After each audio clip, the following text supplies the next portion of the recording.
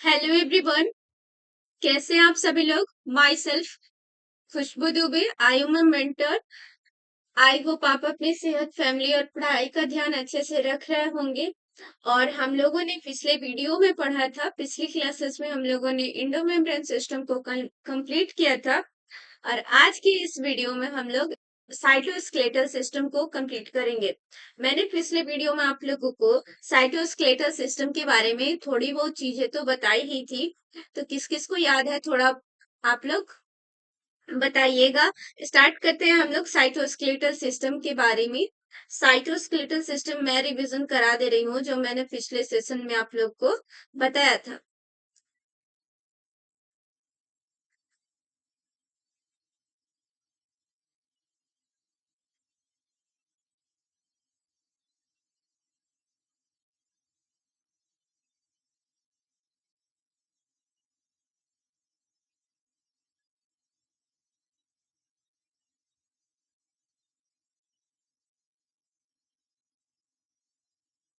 Cytoskeletal system. Cyto का मतलब क्या होता है फ्रेंड? साइटो का मतलब किस किस को याद है अभी आज? साइटो का मतलब होता है सेल, और स्केलेटल का मतलब होता है प्रोटीन फिलामेंट। Protein filament. और सिस्टम का मतलब होता है well organised group. Well organised group.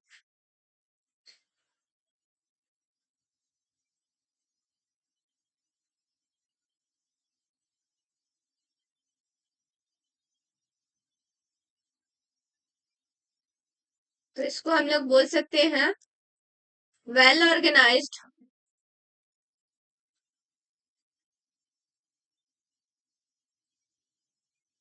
Group of protein.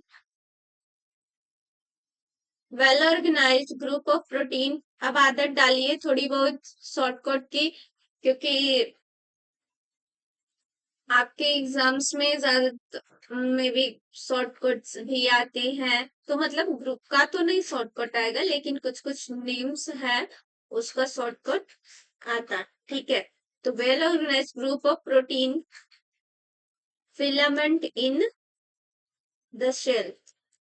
Filament in the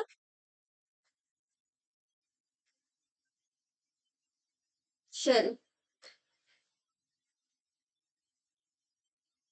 ये जो साइटोस्केलेटल सिस्टम जो होते हैं, डायनेमिक स्ट्रक्चर को शो करते हैं। ये साइटोस्केलेटल सिस्टम जो है वह डायनेमिक स्ट्रक्चर को शो करते हैं। Dynamic structure.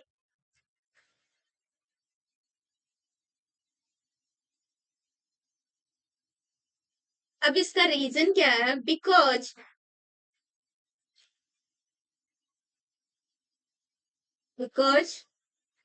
अंडरगो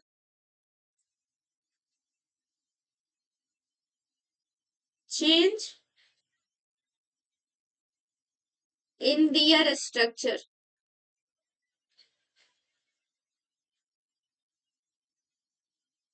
बिकॉज ये अपने स्ट्रक्चर को चेंज करते रहते हैं। ओके। साइटोस्केलेटल सिस्टम करता क्या है? साइटोस्केलेटल सिस्टम जो है वह, यहां लिखते हैं फंक्शन ऑफ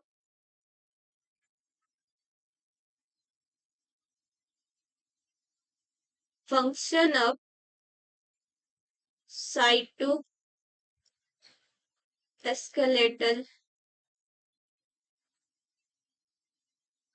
सिस्टम।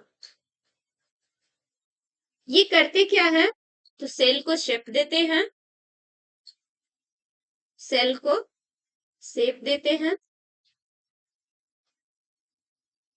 सेल को शेप प्रोवाइड करते हैं। सेल को सपोर्ट प्रोवाइड करते हैं।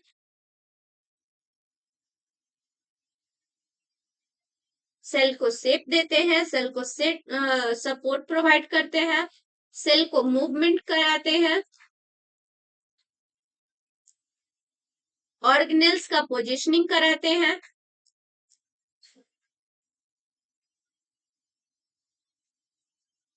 एंड ऑर्गेनेल्स को मूवमेंट प्रोवाइड कराते हैं।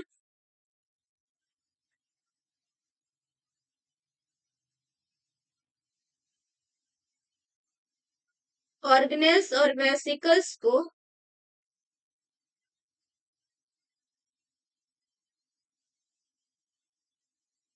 ऑर्गेनेल्स और वेसिकल्स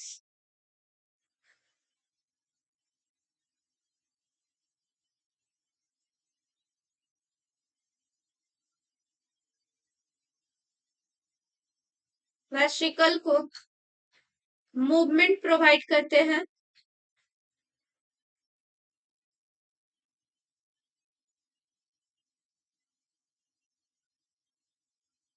एंड क्रोमैटिन का रिमॉडलिंग कराते हैं। क्रोमैटिन रिमॉडलिंग कराता है।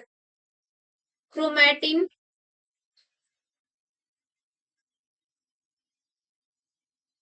रिमॉडलिंग कराते हैं।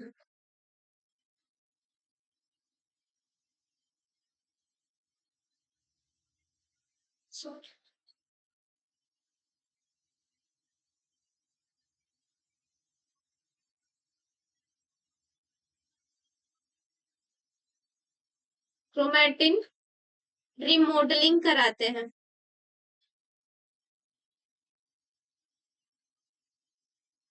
क्रोमैटिन रिमॉडलिंग का मतलब यहाँ पर होता है चेंज इन क्रोमैटिन। इसका मतलब होता है change in chromatin. Change in chromatin.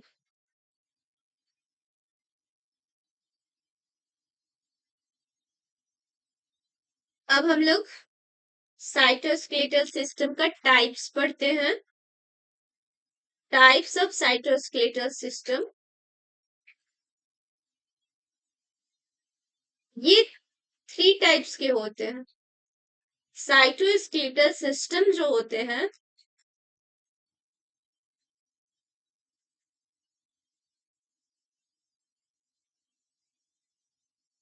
Is 3 types. कौन कौन? First one is actin actin filament. Actin filament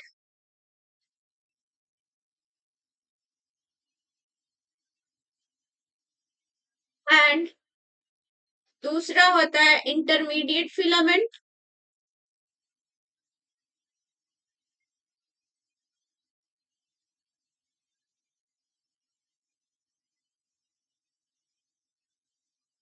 तीसरा होता है माइक्रोट्यूब्यूल।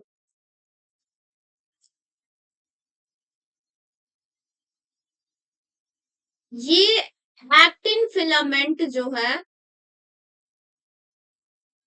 एक्टिन फिलामेंट जो है इसका डायमीटर होता है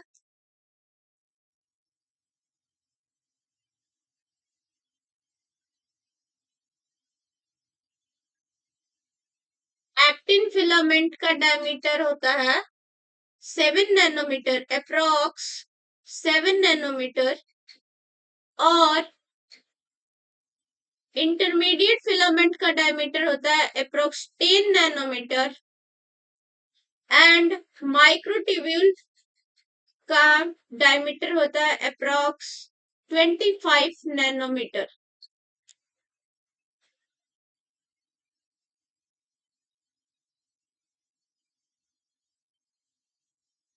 एक्टिन फिलामेंट का मोनोमर यूनिट जो होता है वह जी एक्टिन होता है। एक्टिन फिलामेंट का मोनोमर यूनिट जो होता है, मोनोमर यूनिट का मतलब होता है सिंगल यूनिट होता है। मोनोमर यूनिट एक्टिन फिलामेंट का monomer unit is G actin होता है।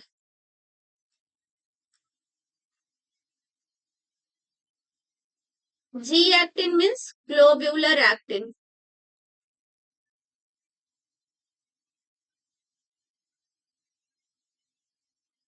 और इंटरमीडिएट फिलामेंट का जो मोनोमर यूनिट होता है वह इंटरमीडिएट प्रोटीन होता है।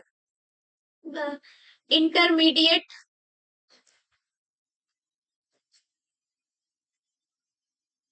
इंटरमीडिएट प्रोटीन होता है।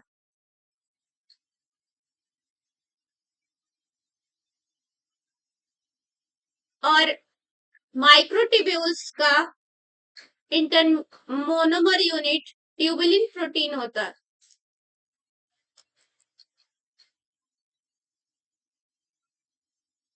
ट्यूबुलिन प्रोटीन होता है।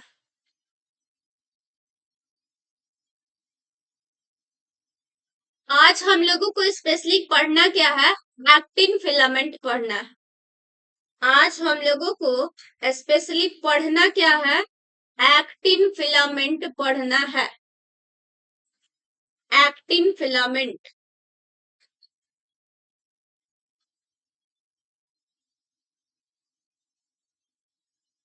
एक्टिन फिलामेंट आज हम लोगों को पढ़ना है।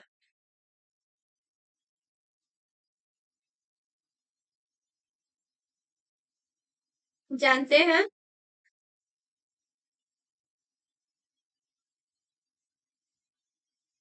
इसका डायमीटर कितना होता है? एक्टिन फिलामेंट का डायमीटर डायमीटर अभी बताई हूं। एक्टिन फिलामेंट का डायमीटर होता है अप्रोक्स 7 नैनोमीटर। और ये ग्लोब्यूलर एक्टिन ग्लोब्यूलर एक्टिन के बने होते हैं। Made up of made up of G actin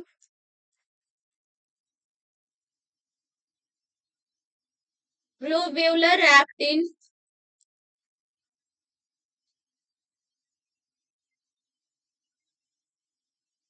and ये होते कैसे हैं? थिन होते हैं और फ्लेक्सिबल फिलामेंट होते हैं। थिन होते हैं, thin flexible filament. Thin flexible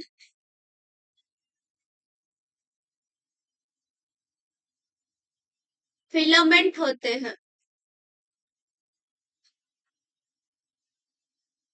thin flexible filaments होते हैं ये। और होते कहाँ हैं? तो प्लाज्मा मेम्ब्रेन के नीचे पाए जाते हैं। Mostly most abundant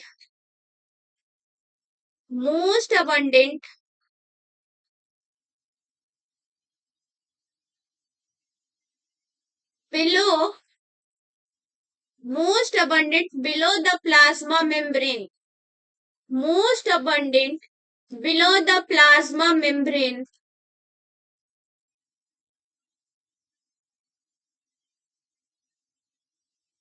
actin filament का डायमीटर होता है 7 नैनोमीटर।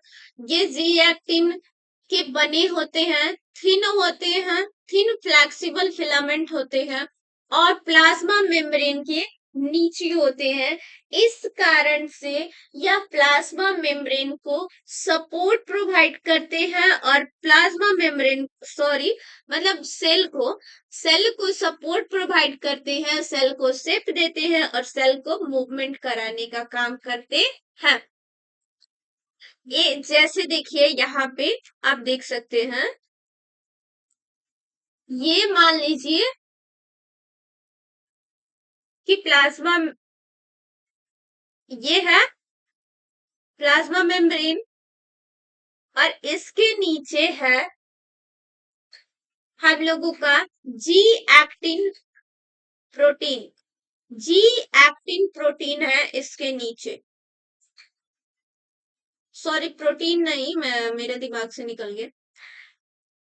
एक्टिन फिलामेंट होता है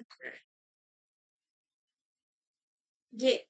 एक्टिन फिलामेंट है यहाँ।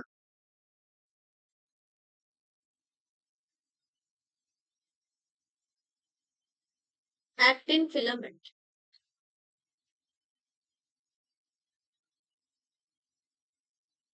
तो इस कारण से ये सेल को क्या करते हैं, सपोर्ट प्रोवाइड करते हैं, सेल को सपोर्ट प्रोवाइड करते हैं, सेल को शेप देते हैं एंड सेल को मूवमेंट कराते हैं।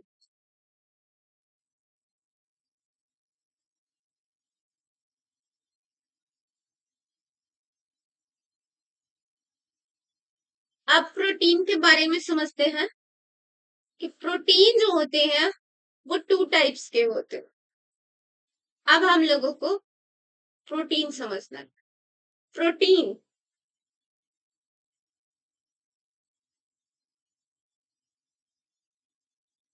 प्रोटीन्स हमारे पास 2 टाइप्स के होते हैं।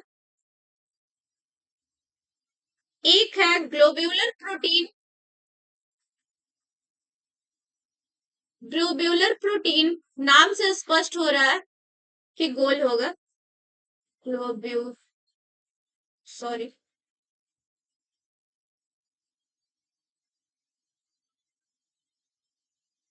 Globular protein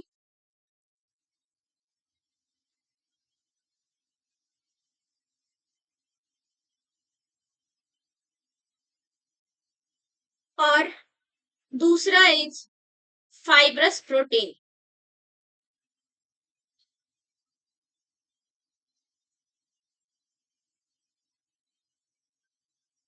globular protein and fibrous protein.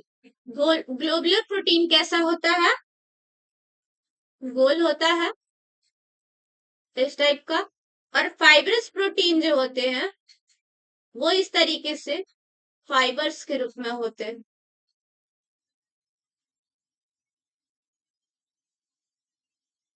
अब हम लोग जी एक्टिन पढ़ते हैं, ग्लोब्यूलर एक्टिन को पढ़ते हैं कि ग्लोब्यूलर एक्टिन क्या होता है।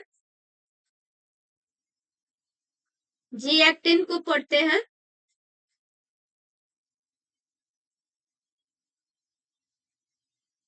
G actin that is globular actin।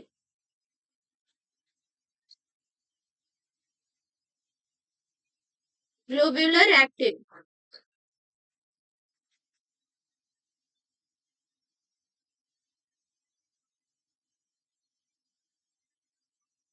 ये जी एक्टिन जो होते हैं ये पोलर स्ट्रक्चर के होते हैं। जी एक्टिन जो है यह पोलर स्ट्रक्चर के हैं।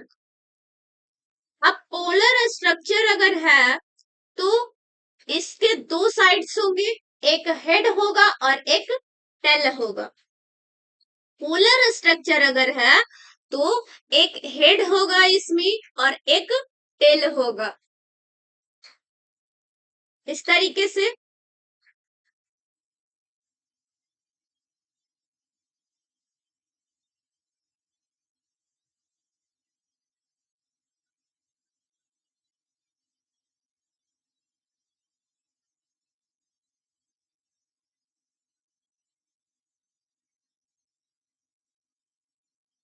मैंने कुछ ज्यादा ही बना दिया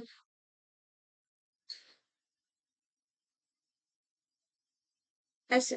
तो ये जो नीचे वाला सेक्शन देखने को मिल रहा है आपको, ये है हमारे पास टेल सेक्शन, टेल रीजन, और ये है हेड रीजन। पोलर स्ट्रक्चर का मतलब ही होता है कि इसके पास 2 रीजन होंगे, एक हेड रीजन और एक टेल रीजन। तो G actin protein, G actin जो होते हैं, ग्लोब्यूलर एक्टिन जो होती है वो पोलर स्ट्रक्चर को शो करते हैं। इसमें एक हेड होता है और एक टेल होता है। अब जी एक्टिन से ही बना होता है क्या, हम लोगों का एक्टिन फिलामेंट। एक्टिन फिलामेंट जो होता है वो जी एक्टिन से बना होता है, बिकॉज जो जी एक्टिन है वह एक मोनोमर यूनिट है। एक्टिन फिलामेंट का, और एक्टिन फिलामेंट को एफ एक्टिन माइक्रोट्यूब्यूल फिलामेंट के नाम से जानते हैं। यहाँ पे अब हम लोग थोड़ा अब डेप्थ में जा रहे हैं। जो एक्टिन फिलामेंट है उसमें डेप्थ में जा रहे हैं। हमने बोला कि जो हम लोग के पास एक्टिन फिलामेंट होता है वो जी एक्टिन से बना होता है। एक्टिन फिलामेंट का मोनोमर यूनिट जो होता है वह ग्लोब्यूलर एक्टिन होता है।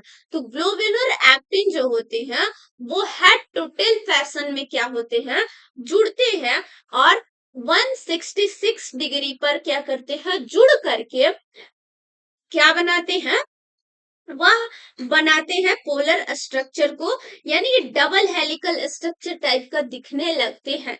मैं एक बार आप लोग को समझा रही हूं। यहाँ पे देखिए, एक्टिन फिलामेंट,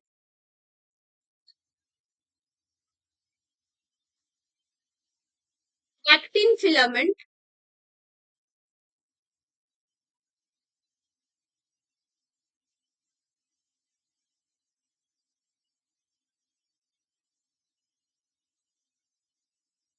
एक्टिन फिलामेंट का और नाम होता है, ऐसा नहीं हो कि नहीं पता रहा। एक्टिन फिलामेंट को एफ एक्टिन कहा जाता है, एफ एक्टिन कहा जाता है। एक्टिन फिलामेंट को एफ एक्टिन या माइक्रोफिलामेंट कहा जाता है, माइक्रोफिलामेंट कहा जाता है, या फिर फिलामेंट एक्टिन कहा जाता है। फिलामेंट एक्टिन कहा जाता है। एक्टिन फिलामेंट बोलिए या फिर फिलामेंट एक्टिन, बात बराबर। चलिए तो देखते हैं, जो जी एक्टिन जो है वह हेड टू टेल फैशन में क्या करते हैं, जुड़ते, जुड़ करके न्यूक्लियस का फॉर्मेशन करते हैं। इधर देखिएगा,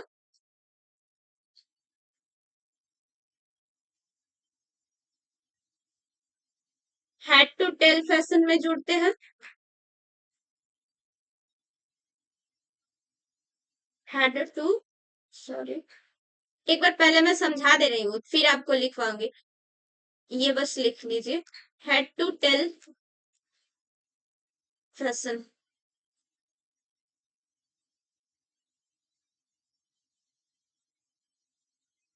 और 166 डिग्री पर at an angle of, at an angle of 166 degree. Okay, अब यहां देखिएगा आप, मैं समझा रही हूं, जो हमारे पास ग्लोब्यूलर एक्टिन है वो इस तरीके से हेड टू टेल फैशन में जुड़ते हैं।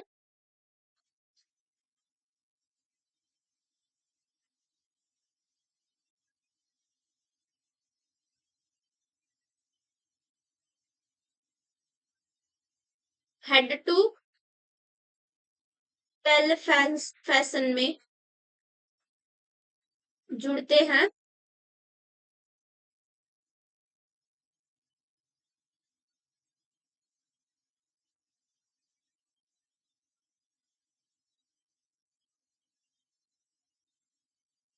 ऐसे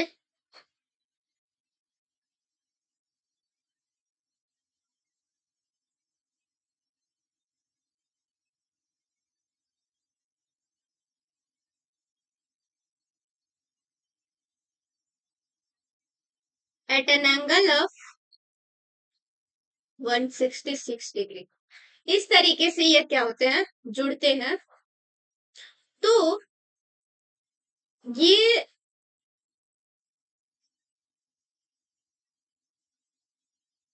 कुछ इस तरीके से जुड़ते हैं।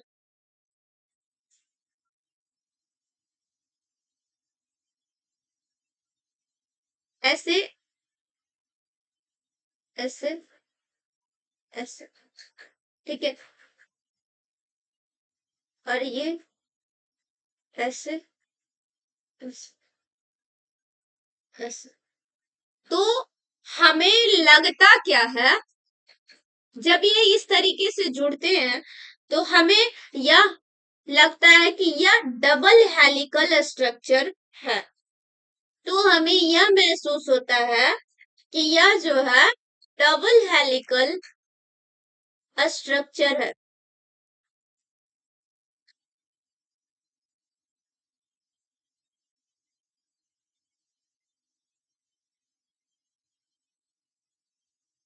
और इस पे जो नीचे वाला सेक्शन होता है, इसको हम लोग बोलते हैं माइनस एंड, इसको माइनस एंड, और इसको plus end. Plus end is barbed end, plus end is, plus end को बार्ब्ड एंड बोलते हैं, सॉरी, प्लस एंड को बार्ब्ड एंड बोलते हैं,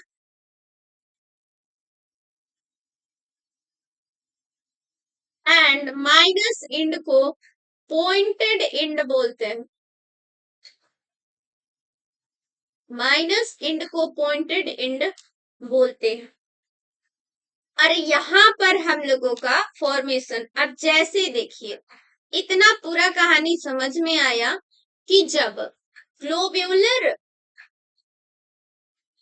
यहाँ समझ में आया कि जब ग्लोब्यूलर प्रोटीन जो होते हैं, सॉरी, ग्लोब्यूलर फिलामेंट जो होते हैं, ग्लोब्यूलर एक्टिन जो होते हैं, वह आपस में एक्स 166 डिग्री के एंगल पर जुड़ते हैं हेड टू टेल फैशन में।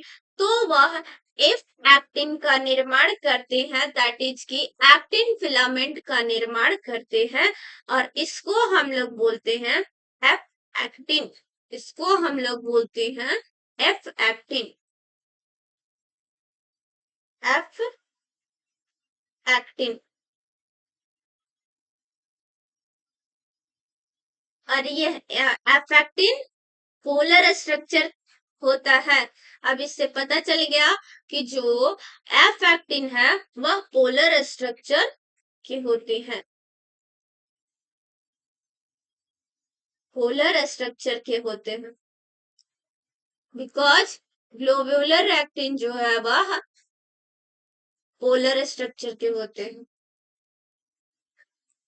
अब आगे हम लोग देखेंगे,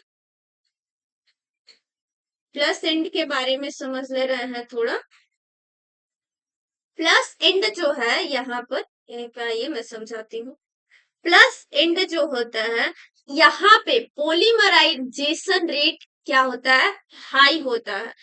polymerisation rate is high is on the plus end और barbed end, end polymerisation rate अगर यहाँ हाई होता है तो डीपोलीमराइजेशन रेट यहाँ पे लो होगा, ठीक है। एंड एंड पॉइंट पे आते हैं तो पॉइंटेड एंड पे क्या होता है, पॉलीमराइजेशन रेट इज स्लो, और पॉलीमराइजेशन रेट इज अगर स्लो होता है तो डीपोलीमराइजेशन क्या होते हैं, हाई होते हैं। यहाँ पे थोड़ा सा लिखते हैं हम लोग, जान लिख लेते हैं प्लस एंड के बारे में। Plus and,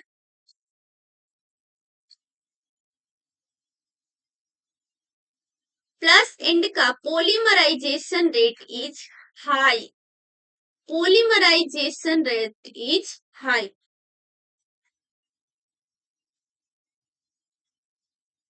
polymerization rate is high,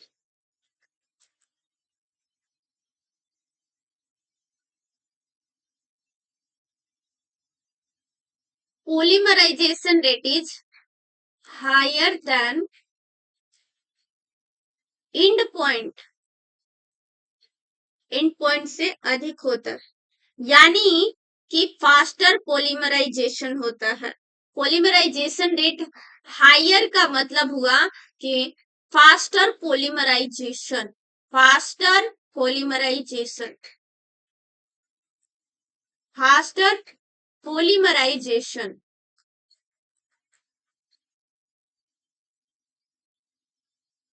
और एंड पॉइंट पे होता है, एंड पॉइंट पे जब आते हैं हम लोग देखते हैं,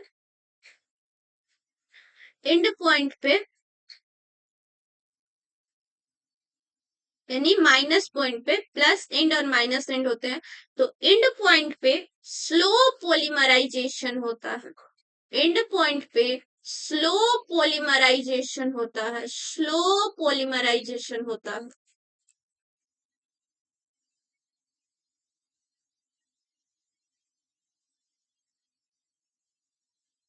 और यहाँ तो पॉलीमराइजेशन का मतलब होता है addition of monomer unit, addition of monomer unit. तो मोनोमर यूनिट सबसे अधिक कहाँ पे जुड़ेंगे, मोनोमर यूनिट जो है सबसे अधिक कहाँ पे जुड़ते हैं, प्लस एंड पे, और सबसे कम कहाँ पे जोड़ते हैं, तो माइनस एंड पे जोड़ते हैं। पॉलीमराइजेशन का मतलब होता है addition of, addition of, polymerisation का मतलब होता है addition of monomer unit, addition of monomer unit.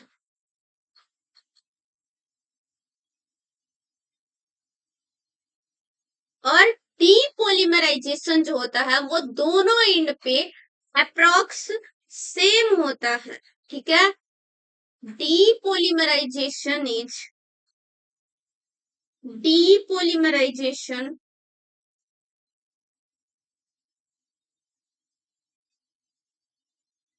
Depolymerisation rate is approximately, मैंने अप्रोक्सीमेटली बोला है, ना कि मैंने बोला कि पूरा का पूरा। Depolymerisation rate is approximately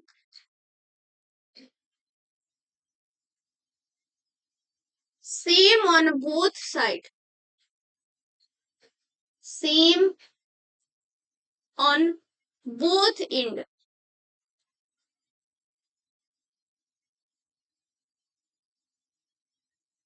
okay, अब देखिए, अब हम लोग आते हैं formation of actin filament. Actin filament का फॉर्मेशन कैसे होता है, कैसे बनता है एक्टिन फिलामेंट, हेडिंग डालिएगा, formation of actin filament,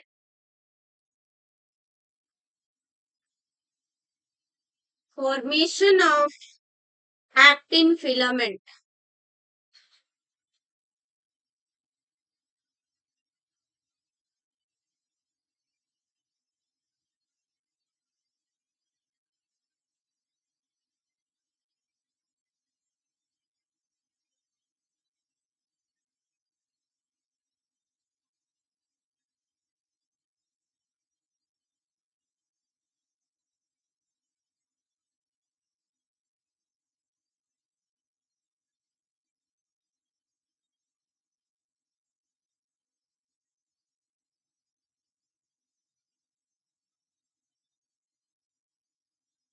formation of actin filament,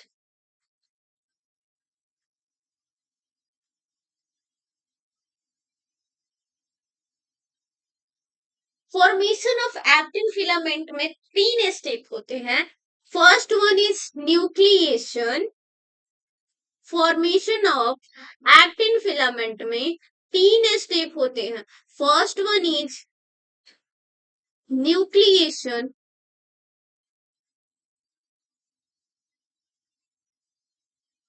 second is elongation,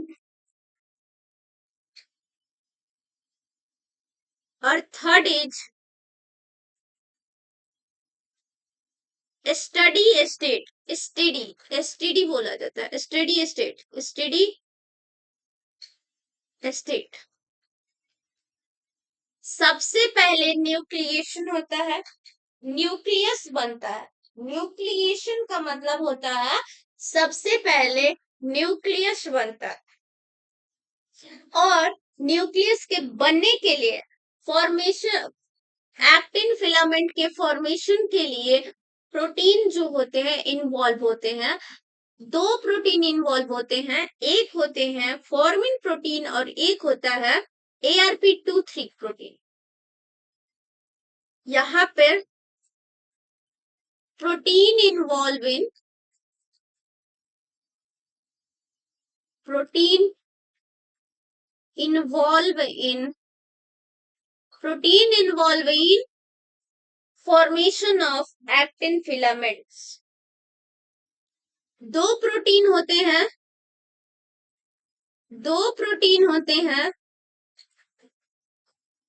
फॉर्मिन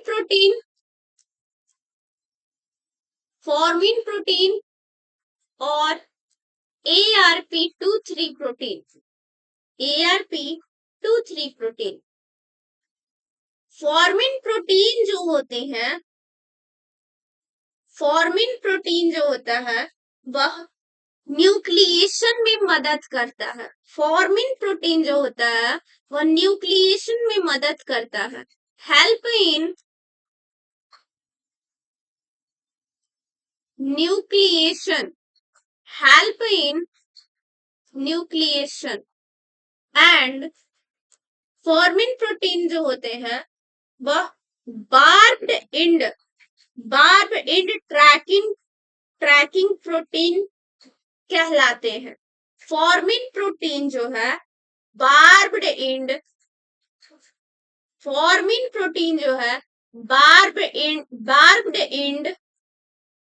trekking protein कहलाता है।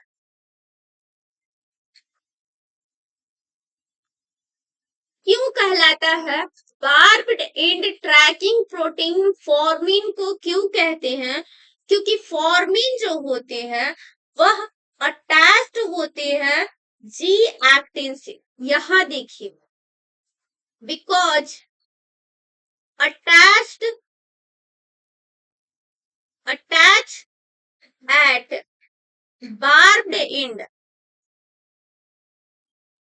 barbed end,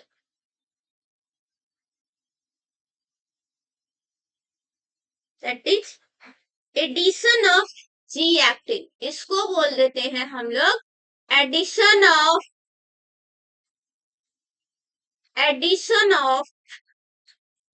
G actin.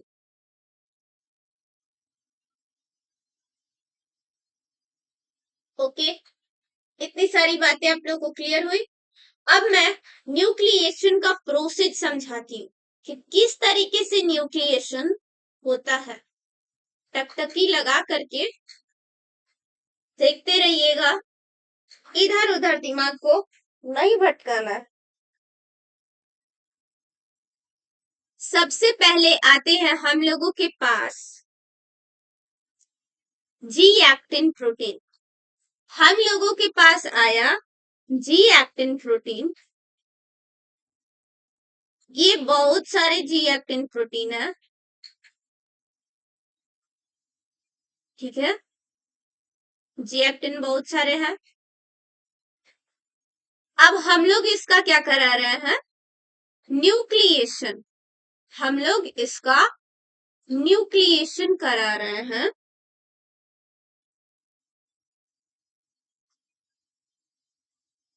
ठीक, तो ये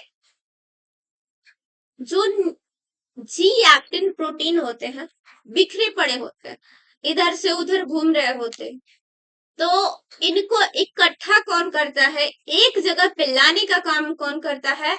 तो फॉर्मिन प्रोटीन पे ये जी एक्टिन आके लग जाते हैं। और किस फॉर्म में आते हैं? तो यह ट्राइमर के फॉर्म में आते हैं। यहाँ है हम लोगों के पास फॉर्मिन प्रोटीन,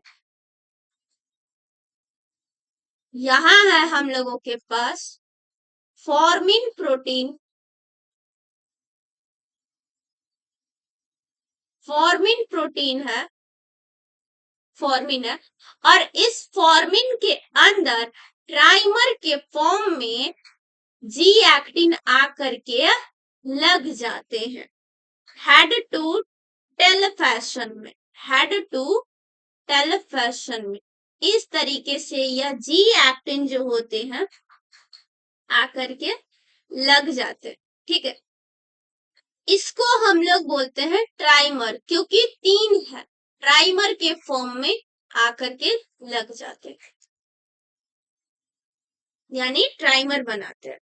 और this process is known as nucleus. इसको, इस पूरे को हम लोग जब जी एक्टिन फॉर्मिन प्रोटीन के अंदर ट्राइमर का फॉर्मेशन करते हैं, ट्राइमर बनाते हैं, तो उसको हम लोग न्यूक्लियस बोलते हैं, इसको हम लोग न्यूक्लियस बोलते हैं,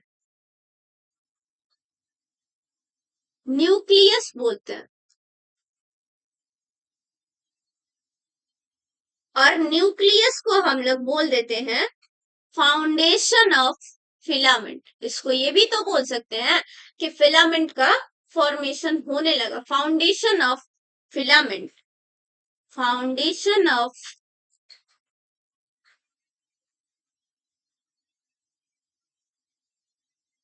फिलामेंट।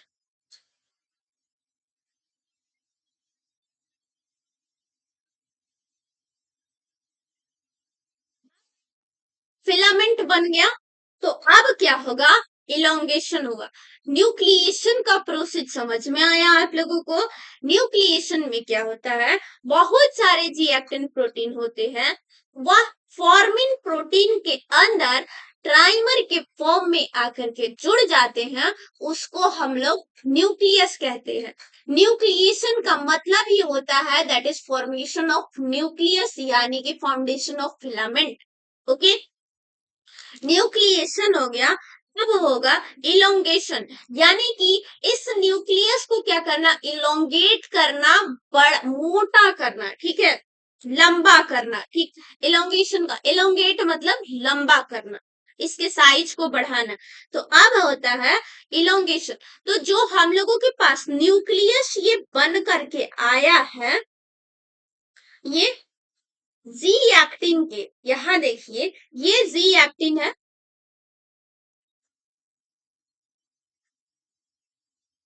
जो, एक मिनट, मैं पेन दूसरा इस्तेमाल कर ले रही हूँ ताकि दिक्कत नहीं। ये देखिए, ये जो न्यूक्लियस हम लोगों के पास बन करके आया है ट्राइमर के फॉर्म में, ऐसे, इसके साथ जी एक्टिन क्या होते हैं, बाइंड करते हैं, इसके साथ जी एक्टिन आकर के बाइंड करते हैं, एक ऊपर से और एक नीचे से जी एक्टिन आके बाइंड करेंगे, इसको हम लोग बोलते हैं इलोंगेशन।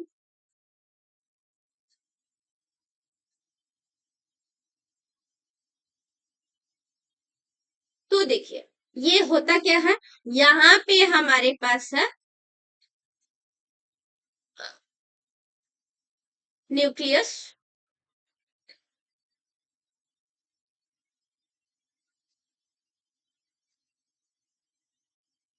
और इसके ऊपर G actin protein,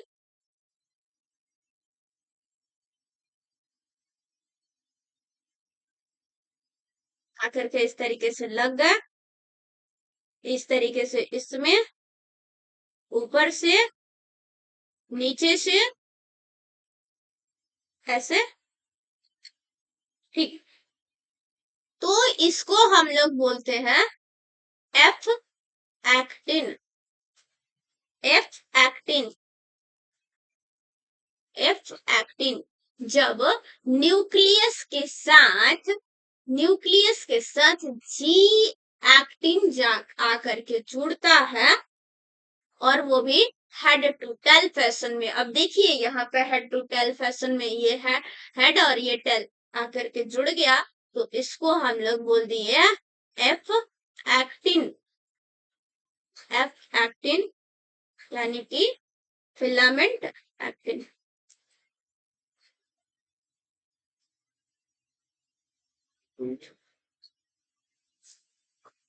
filament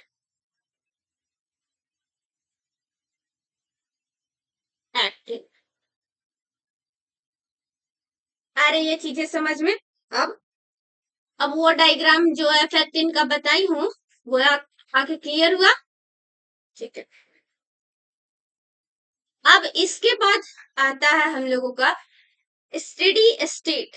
steady state steady state steady state means होता है इक्विलिब्रियम। स्टेडी स्टेट मीन्स होता है इक्विलिब्रियम, यानी कि एक ऐसा स्टेट जिसमें ना तो पॉलीमराइजेशन हो और ना ही डीपॉलीमराइजेशन हो, वह उस पे क्या होता है, रुका हुआ होता है। स्टेडी स्टेट समझते हैं? स्टेडी स्टेट देखिएगा, यहाँ समझिए एक बार। यहाँ हम बनाए, हेडिंग डाल लेना पहले।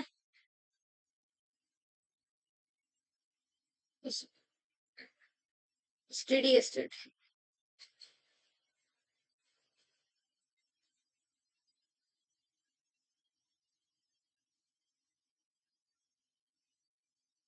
इक्विलिब्रियम स्टेट पढ़े हैं केमिस्ट्री में कभी? इक्विलिब्रियम स्टेट कब आता है? इक्विलिब्रियम का मतलब होता है, अगर आप फिजिक्स का बात करो ना, दैट इज डिस्प्लेसमेंट इज शून्य। Displacement is zero.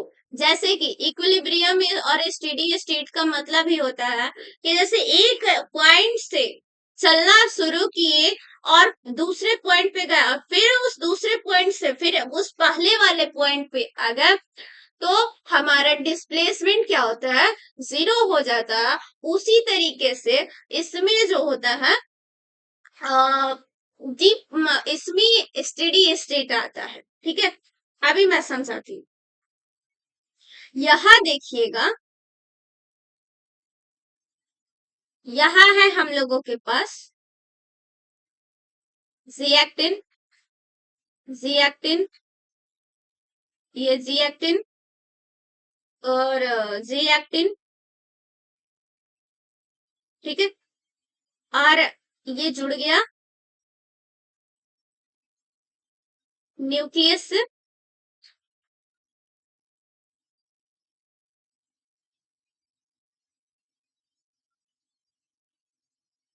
ठीक, इसके नीचे जी एक्टिन,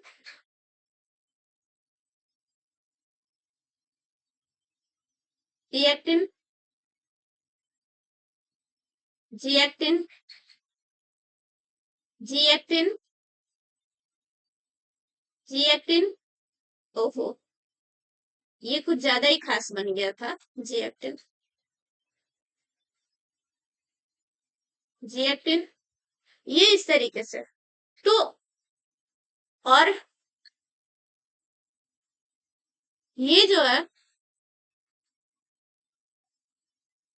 हम लोगों के पास प्लस एंड कहलाता है, that is barbed and. Barbed and. और ये minus and, that is pointed and. Pointed and. Plus and पे पॉलीमराइजेशन होता है, प्लस एंड पे पॉलीमराइजेशन होता है, इस पे पॉलीमराइजेशन होता है।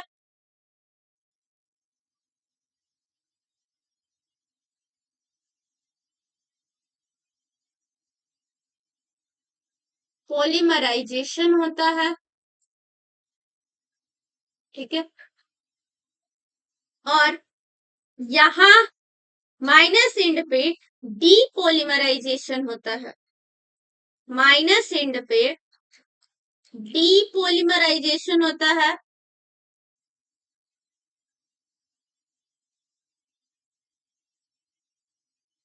तो देखिए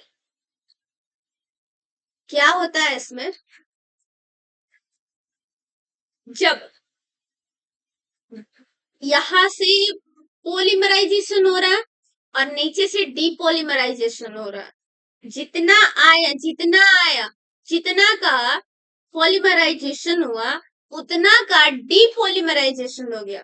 बात को समझिए, जितना का पॉलीमराइजेशन हुआ उतना का डीपोलीमराइजेशन हो गया, तो वहां पे क्या होता है, स्टेडी स्टेट आ जाता है। That means number of G actin, यहां पर number of G actin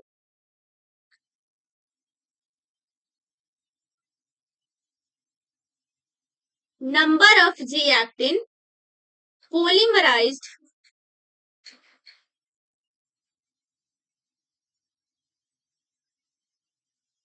added, polymerized का मतलब होता है added, number of G actin जितना ऐड हुआ उतना जी एक्टिन डीपोलीमराइज्ड हो गया। Number of G actin is डीपोलीमराइज्ड।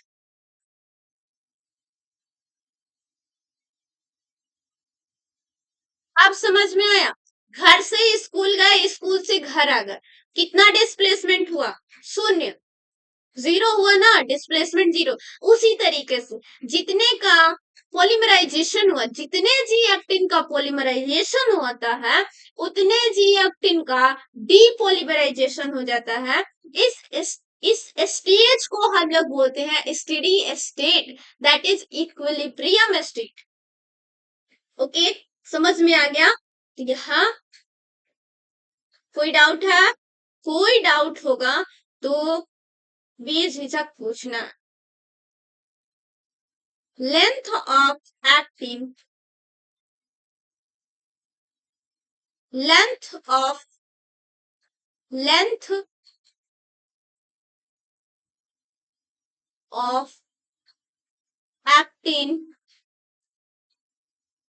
Filament, length of actin filament is constant. Steady state का मतलब समझ में आ गया, length of actin filament is constant, no change, that is no change. अब इस पे जो एफ एक्टिन बना है, यानी कि जो एफ एक्टिन फिलामेंट बना है उस पे ARP2/3 प्रोटीन जो होता है वो आके बाइंड कर जाता है। तो ARP2/3 प्रोटीन को क्या कहते हैं, बाइंडिंग प्रोटीन कहते हैं। इस पे ARP2/3 प्रोटीन आकर के क्या होते हैं, बाइंड कर जाते हैं। अब ARP2/3 ARP2/3 ARP2/3 को बाइंडिंग प्रोटीन कहते हैं।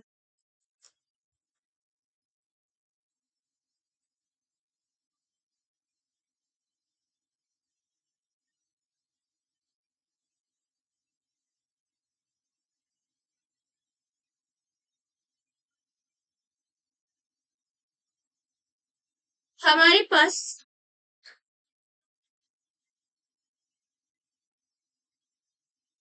सॉरी बाइंडिंग में ब्रांचिंग, ब्रांचिंग लिखिएगा, ब्रांचिंग मेरे दिमाग में मुझे बोलना था ब्रांचिंग, मैं बोल रही थी बाइंडिंग, क्योंकि मुझे अभी याद आया ना कि यहाँ से जैसे बाइंड करेगा तो ब्रांच निकलता है, बाइंडिंग नहीं, अभी भी वही बोलने आ रहा है। देख, ब्रांचिंग होगा यहाँ पे, इसको ब्रांचिंग कर लीजिए। ब्रांचिंग प्रोटीन होता है। ARP2-3 जो होते हैं वह ब्रांचिंग प्रोटीन होते हैं।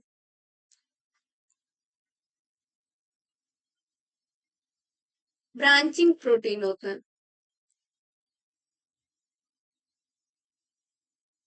अब देखिए, ये ऐसे बाइंड किया, हम लोग के पास बना है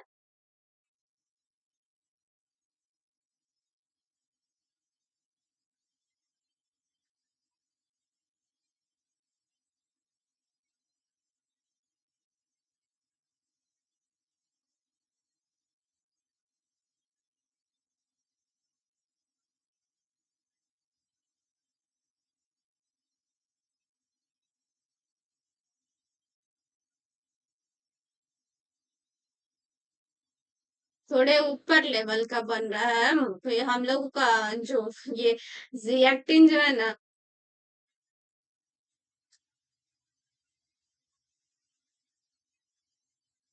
बस समझ लीजिए काफी है। ठीक है, तो इस तरीके से इस पे क्या होता है, यहाँ पे ARP2-3 आकर के बाइंड कर गया। ARP2-3 इधर यहाँ पे आ गया। ARP2-3 ARP2-3 यहाँ पे आता है, तो यहां से जहां पे आएगा वहीं से क्या हो जाएगा, ब्रांच निकलना शुरू हो जाएगा। ये वहीं से ऐसे ब्रांच बन जाएगा, ऐसे इसका ब्रांच बन जाता है।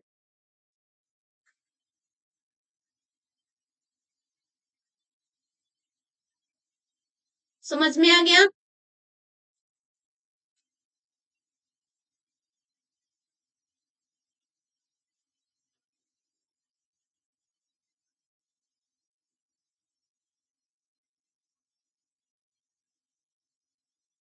अब हम लोग आते हैं एक्टिन में, और समझाती हूँ मैं आप लोगों को और थोड़े डीपली। एक्टिन ट्रेडमिलिंग को देखते हैं, एक्टिन ट्रेडमिलिंग को देखते हैं हम लोग। Actin treadmilling, actin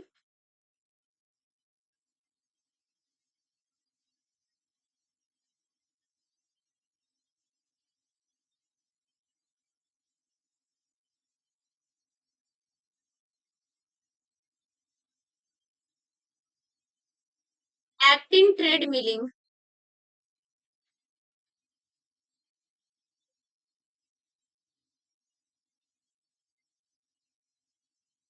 actin treadmilling.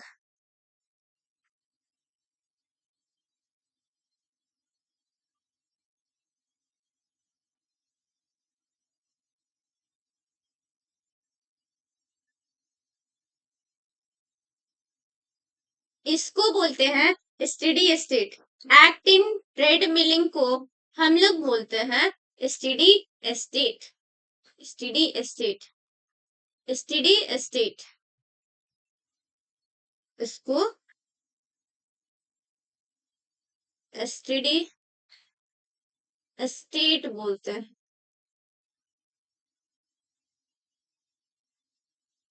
इसमें क्या होता है देखिएगा, पहले लिखा दूं या समझा दूं? पहले समझा दे रही हूँ, तब आप लोगों को लिखा दूं। वही स्टेडी स्टेट का मतलब जो अभी जो समझाई हूँ वही चीजें हैं। इसमें क्या होता है, क्योंकि हम लोग पढ़ के आए हैं कि ये क्या करते हैं, डबल हेलिकल स्ट्रक्चर शो करते हैं, तो उसी तरीके से मैं आपको बना के दिखा रही हूँ। ये जी एक्टिन प्रोटीन क्या होगा आगे, और डबल हेलिकल स्ट्रक्चर, एक मिनट, थोड़ा गड़बड़ बन गया,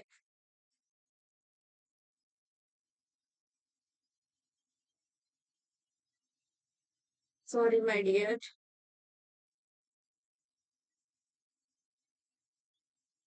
मैं ना डायग्राम के मामले में थोड़ी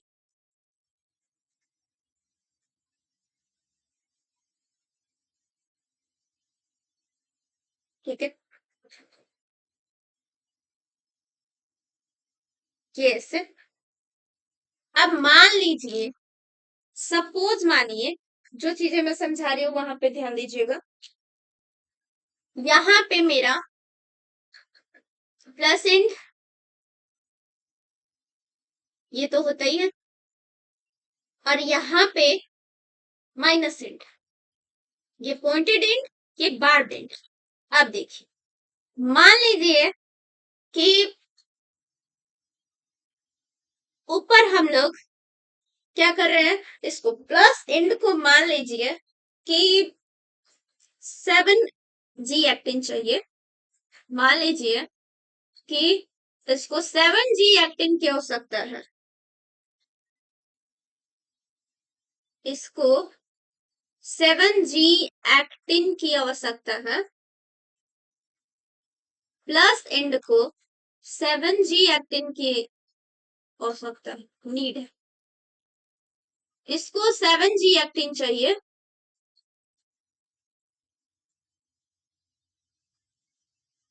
और इसको 12G एक्टिन चाहिए। मान लीजिए, ये कोई ऐसा होता नहीं है कि इतना ही होगा, मान लीजिए, मैं बस समझा रही हूँ, ठीक है। तो और इसके बीच का जो कॉन्सेंट्रेशन होता है 7G एक्टिन है, बीच का जो कॉन्सेंट्रेशन है, सॉरी 5G एक्टिन है, बीच का जो कॉन्सेंट्रेशन है 5 नहीं, मैं इसको मान लीजिए कितना कर दो, मान लीजिए 9 है, ठीक है। मान लीजिए 9G एक्टिन बीच का कॉन्सेंट्रेशन, ठीक है।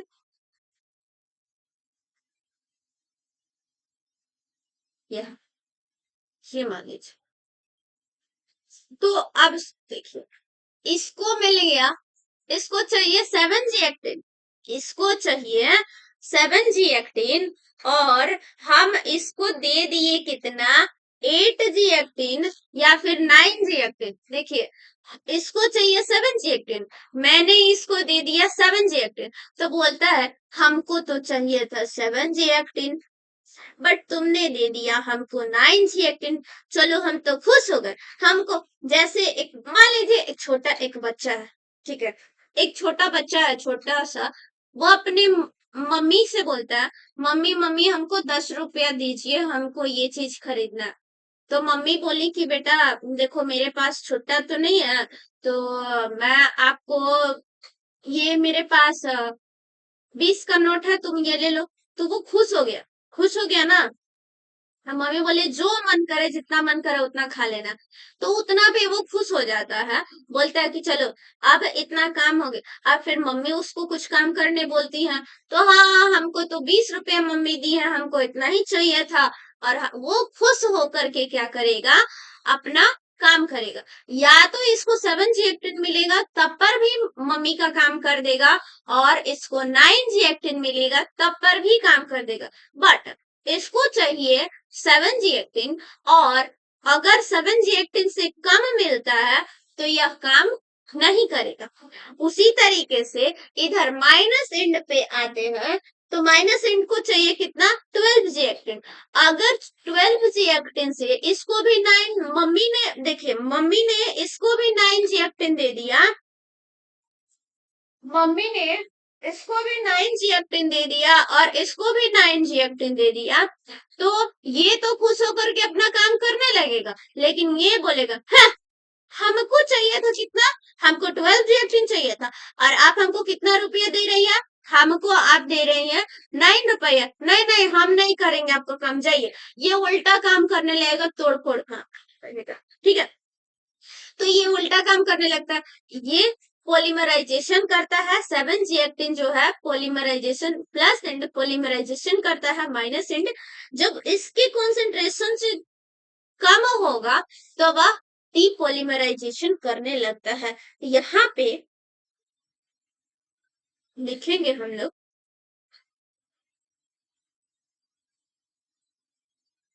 Critical concentration, critical concentration of polymerization, critical concentration of polymerization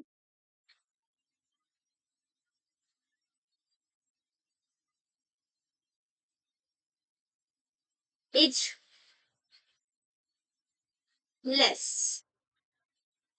and यहाँ पे देखिएगा तो critical concentration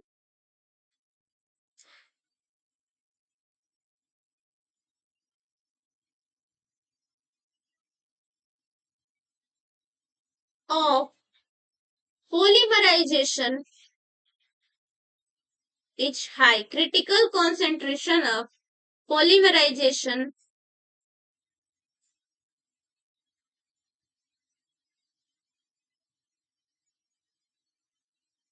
is high।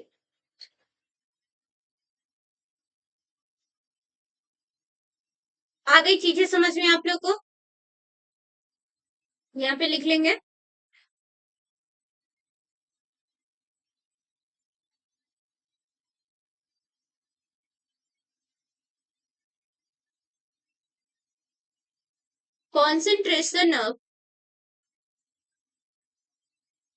concentration of G acting is in between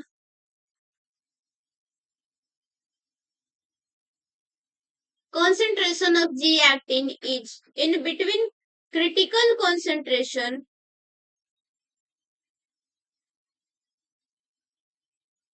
of polymerization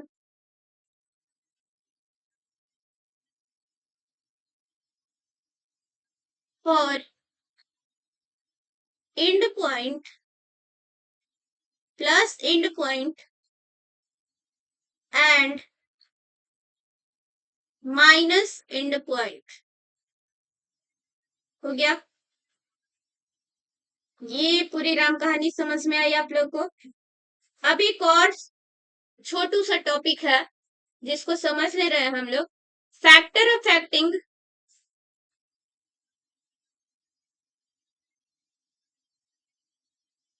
factor affecting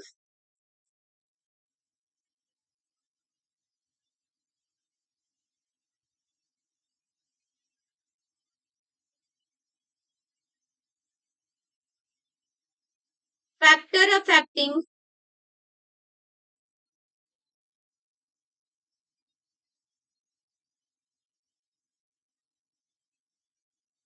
actin polymerization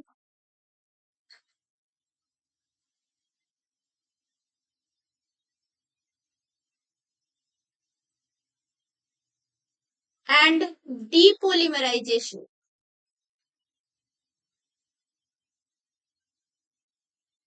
and depolymerization।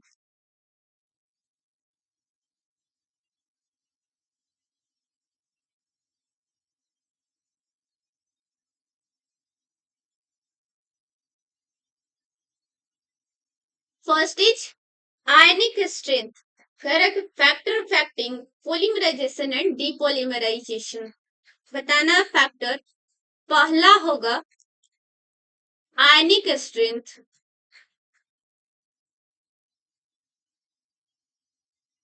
अब ये आयनिक strength क्या होता है?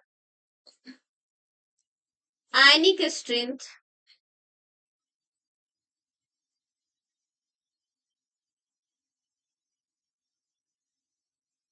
देखिए, number of ions in a solution. Ionic strength का मतलब होता है number of ion in a solution, number of ions in a solution.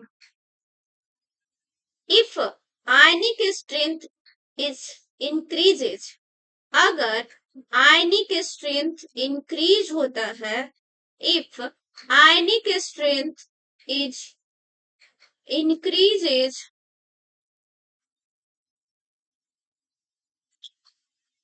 मैं लिखना क्यों भूल जा रही हूँ, आयनिक strength is increases,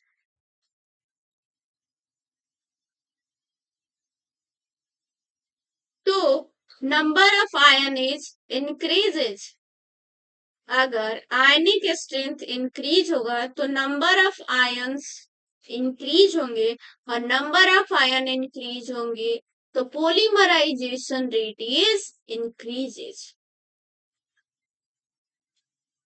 polymerisation is increases, ठीक है, and depolymerization is decreases, depolymerization rate is decreases, depolymerization is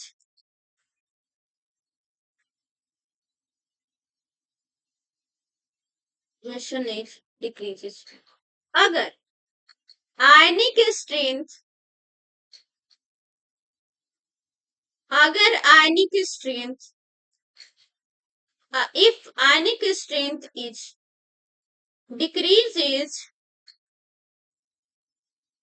तो number of ion is decreases and polymerization is decreases, and depolymerization is increases,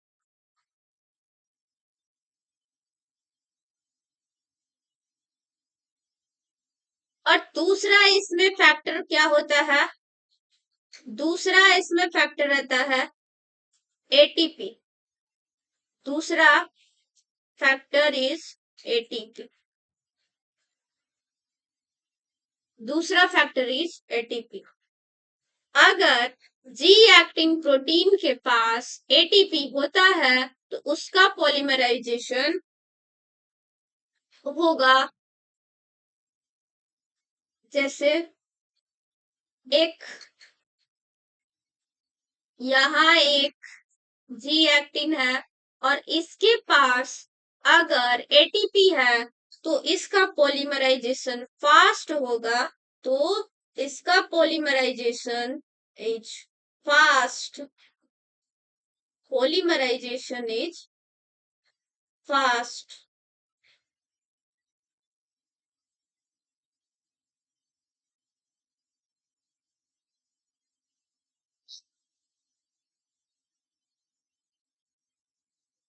and अगर जी एक्टिन के पास ATP नहीं है तो उसका polymerisation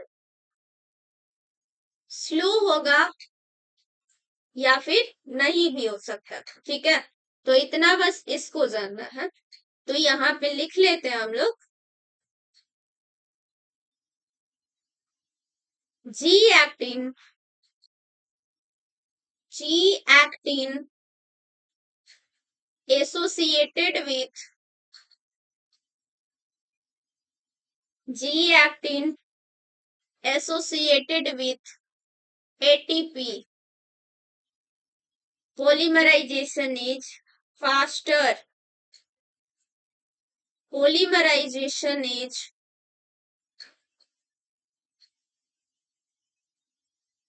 faster,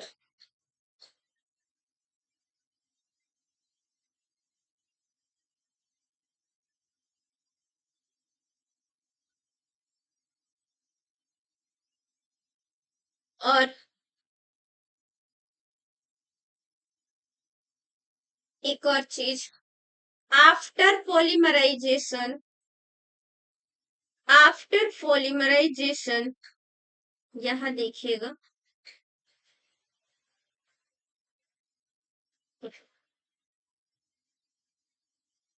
ये मान लीजिए हम लोग का G-एक्टिन है, मैं सिंपल वे में बना रही हूँ। G-एक्टिन है, इसके साथ ADP बाइंड हो गया, ADP बाइंड हो गया, नॉट ATP, ADP। अब ये कब होता है बता रही हूँ। आफ्टर पॉलीमराइजेशन,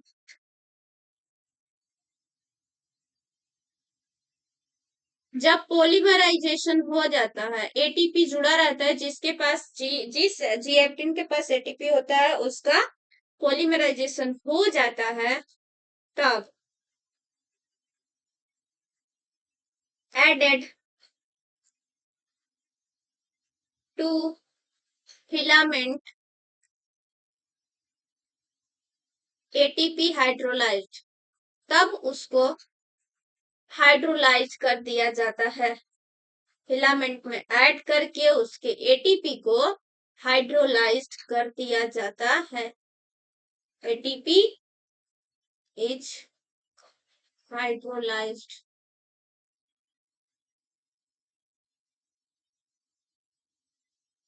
और ये हुआ आप लोगों का आज का पूरा एक्टिन फिलामेंट कंप्लीट।